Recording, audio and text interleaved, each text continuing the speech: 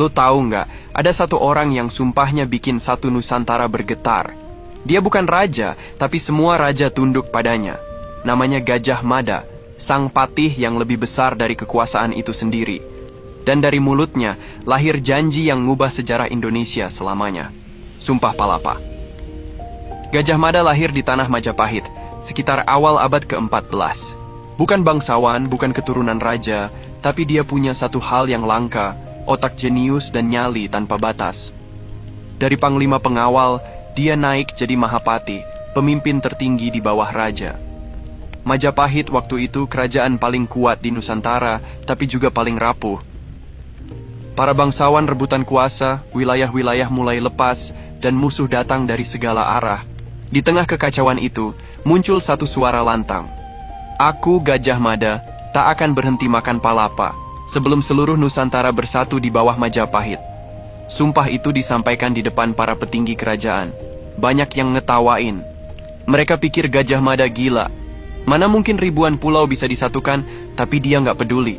Karena buat dia, mimpi besar lebih penting dari rasa takut. Dari situ, Gajah Mada mulai jalannya sendiri.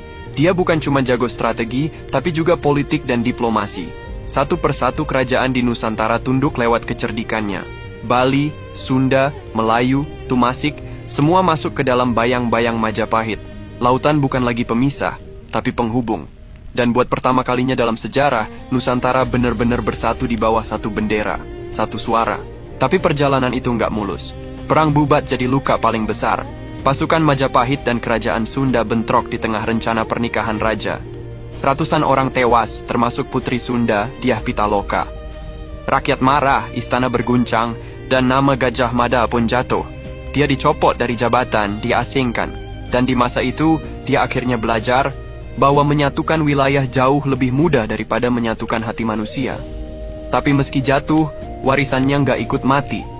Karena yang dia perjuangkan bukan tahta, bukan kekuasaan, tapi identitas. Rasa bahwa kita satu bangsa, satu tanah air. Berabad-abad sebelum kata Indonesia lahir, Gajah Mada udah lebih dulu mengucapkannya dalam bentuk sumpah. Dia meninggal dalam kesunyian, tanpa kemegahan, tapi suaranya masih bergema sampai hari ini. Sumpah Palapa bukan cuma janji politik, tapi api abadi yang nyala di dada tiap orang yang percaya pada persatuan. Gajah Mada bukan raja, tapi raja bagi para raja. Bukan penguasa, tapi pemersatu. Dan dia buktiin. Kadang kekuatan sejati bukan di tangan yang berkuasa, tapi di lidah yang berani bersumpah demi masa depan bangsanya. Tadi kita bahas Gajah Mada, sang patih yang menolak tunduk pada batas dan keraguan. Gue penasaran nih, kalau lo ada di zamannya, lo bakal ikut bersumpah kayak dia, atau milih diam dan aman?